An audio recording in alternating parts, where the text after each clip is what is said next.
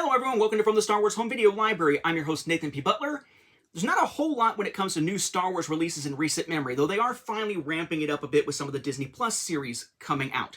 As I record this, we are mere days away from pre-orders finally opening for Mandalorian Season 3 and Ahsoka Season 1, available on UHD Blu-ray, the 4K variant of Blu-ray that would be coming out in early December.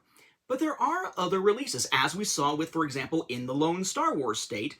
They're just tending to be things made as documentaries by fans, about fans, or about the franchise, perhaps, and that we see every so often. And another one of these just got a release here in October of 2024. October, as I'm recording this, who knows how long it's going to take me to actually sit down and edit this thing. That is another of these kind of unusual sort of semi-series, not meant to be a series, but this ongoing obsession, you might say, within fandom of doing documentaries about the 501st. The 501st Legion, the Star Wars Imperial costuming group, club, whatever you want to call it, that is global, that does a lot of things like charity work and whatnot, aside from doing just the regular costuming type of appearances. And in this case, it's one that is looking at a specific garrison, as we've seen before. In this case, the Midwest garrison in the United States. It is a new documentary that just got released called Behind the Bucket, a Garrison Story. And full disclosure, I have a little bit more of a personal connection to this particular garrison because I grew up in the Midwest. I grew up in Evansville, Indiana, way back in the day, though I haven't lived there since 2002. So I actually have friends from that area who are sometimes part of the Midwest Garrison or the other groups that sometimes collaborate with them. In fact, one of my buddies online, Robert Redden, actually appears briefly a couple of times within this. He's not a featured player or anything, but yes, I do have some connections to it just because of people that I know who are part of it, because that happens to be the region where I just knew a lot of people at the time. But yes, this is Behind the Bucket, a Garrison Story. Kind of a plain package here, plain cover. Got the Aurebesh going around, the Stormtrooper helmet, the title there, the Garrison Story. I do like that, playing off the Star Wars story thing. Over here you have Behind the Bucket, but no subtitle there. DVD, this is another from MVD Visual, and your product number is up there at the top. Then on the back, UPC, runtime 85 minutes, product number there, some images from it, teeny tiny text that we will read. Cast crew information here that's in a font that's a little tougher to read, I must say. Then we have, let's see, Determined Digital, Kinacritical Productions, an image there of, I'm not even going to try. There's no way on earth I'm going to be able to read that icon there, but that one. And then Rosie Props. I believe it's Rosie is how you pronounce the gentleman's name. Then we have www.behindthebucket.com, mvdvisual.com, copyright 2024, and so on. Legalese and whatnot, MVD Visual, a division of MVD Entertainment Group, unrated. It is Region 0, but NTSC, it says right there. So, yes, you can play it outside the US. It is not region locked or anything for, say, Region 1, for example. But you're going to need to be able to play NTSC to play it. Thankfully, most computers, you can just pop it in there. And then DVD video right there. We'll go back to what it says in a moment. And then you essentially have the logo again there. We have the Stormtrooper Behind the Bucket, DVD, MVD Visual, and the product number. I'm assuming I don't know Aurebesh by heart. I know, I'm a bad super nerd fan. But I believe, just based on the number of letters, that what you're seeing here with Behind the Bucket that is now here around it is probably what this is saying in Aurebesh.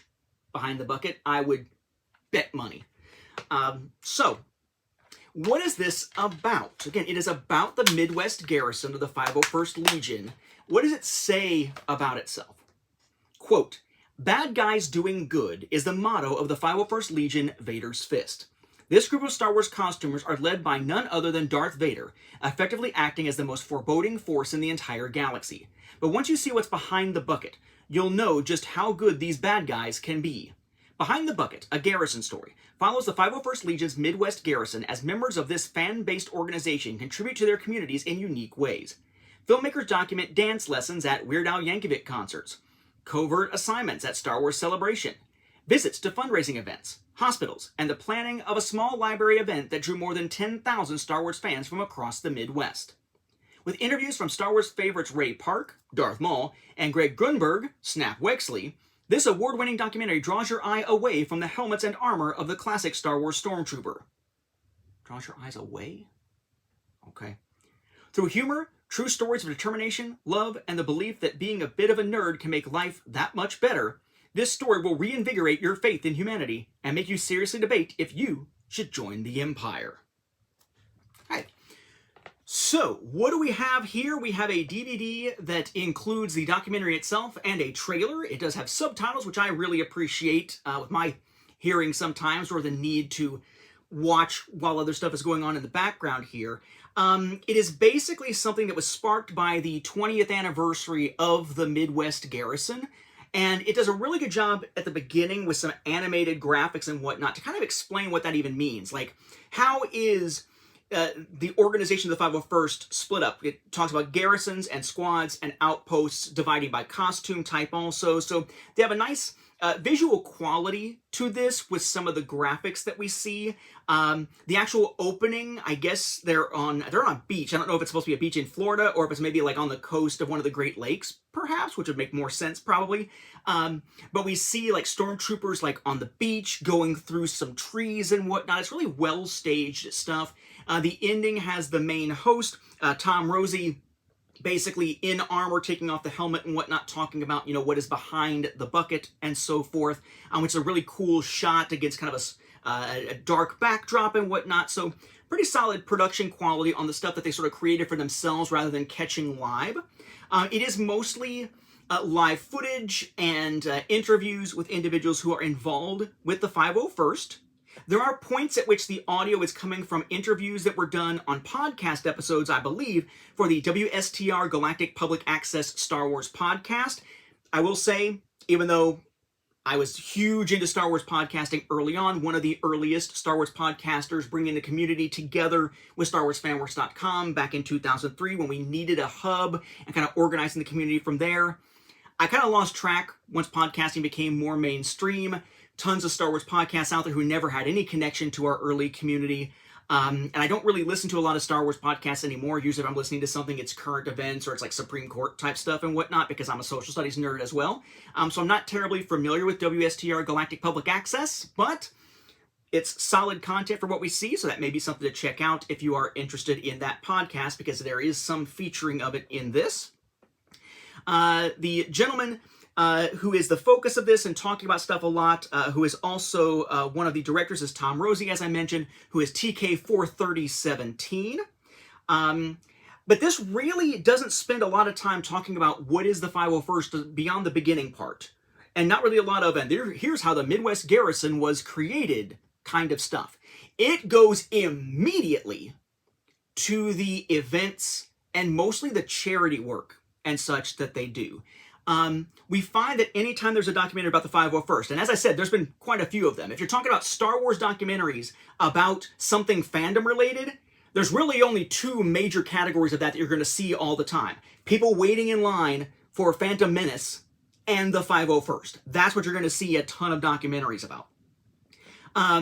And most of the time with those, there's a big focus on the charity work, because that's a big part of what they do.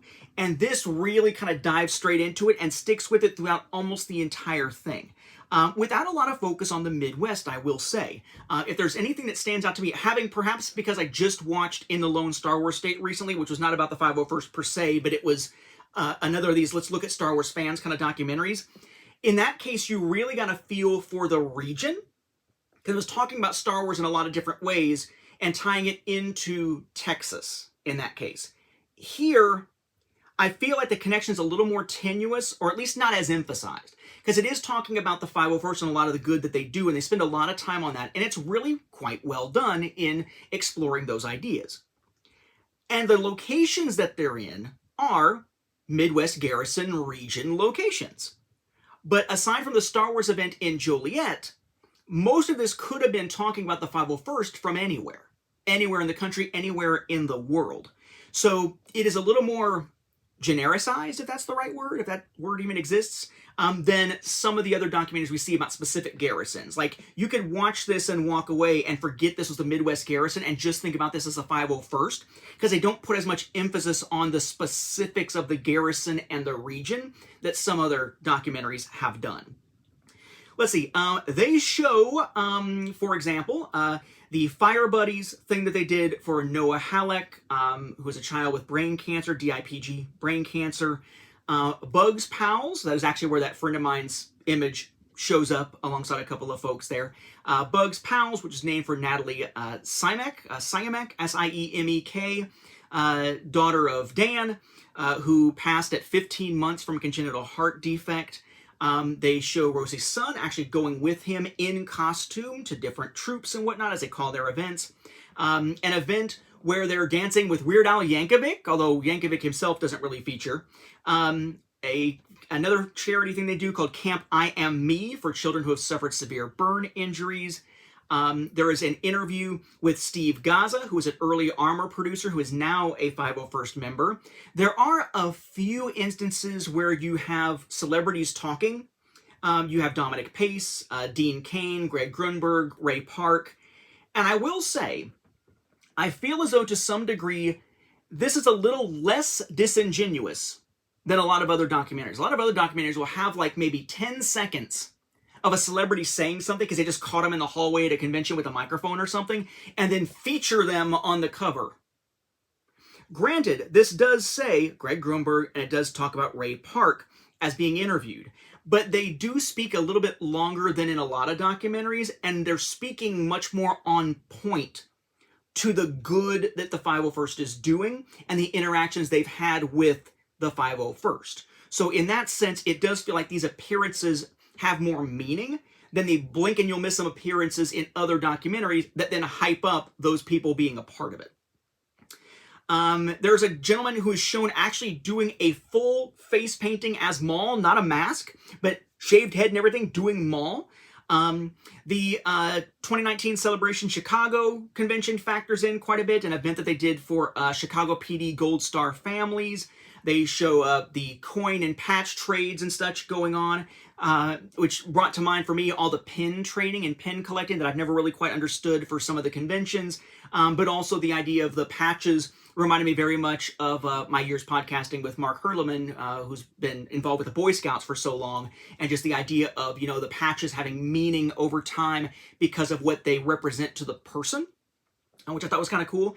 We see the proposal live, well, live at the time, at a celebration, I believe, in front of a big, you know, picture being taken of 501st members of Kevin Sciarra, if I'm saying that correctly, and Stephanie Clark.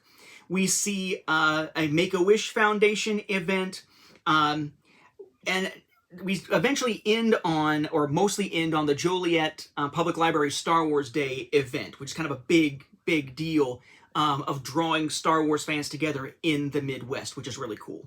If there's things that stand out to me beyond that, I would say that it does end with how to join. So it spends a lot of time talking about the good that they do, but then they really do focus in on what it said there about, you know, should you join the Empire, right? If you'd like to get into this, if you think this looks interesting and you want to be a part of doing this good work, here's how to join us, which is not something that most of the documentaries actually take the time to do. So I thought that was nice. They talk near the end about the idea of, you know, the whole point is to share your passion and let others know that they can share theirs too. Like if you see somebody out there wearing Stormtrooper armor, sharing that passion about Star Wars, maybe that can be a message of, hey, if you're into Star Wars or something else, if you got your own geekdom fandom, let your geek flag fly, right? It is okay to express that love of whatever it is. They talk about illnesses like cancer not being just physical, but a mental battle. We know that firsthand. My wife is a cancer survivor from years ago. And certainly there's a big mental toll beyond just what the physical illness does. But then probably the one line that I think came out of the Make-A-Wish section that sticks with me the most, that I think encapsulates the nature of the 501st better than anything I have ever seen in any documentary about the 501st. It is the phrase, that this is not just cosplay, C-O-S-P-L-A-Y, costuming for fun. This is cause-play, C-A-U-S-E, play. This is costuming for a good cause. This is costuming and using it to do good for charity and so forth. Cosplay, not cosplay. That is a phrase that is going to stick with me for years to come when talking about the 501st and some of these other fan costuming groups and the good that they do out there, as often captured in some of these documentaries. So if you're interested in seeing a documentary about the Midwest Garrison or the 501st in general, one of the newer ones, but one that is very much focused on the charity work that they do, is Behind the Bucket, a Garrison story from MVD Visual, which you can pick up. I picked up mine on Amazon. It just released here in October 2024, so it is the newest in this batch of kind of an odd little subgroup of Star Wars fan documentaries out there. With that, we'll wrap up this episode. Thank you for watching, and may the Force be with the home video viewers, especially if you're a member of the 501st or another costuming group out there doing cosplay rather than just cosplay. That really is going to stick with me.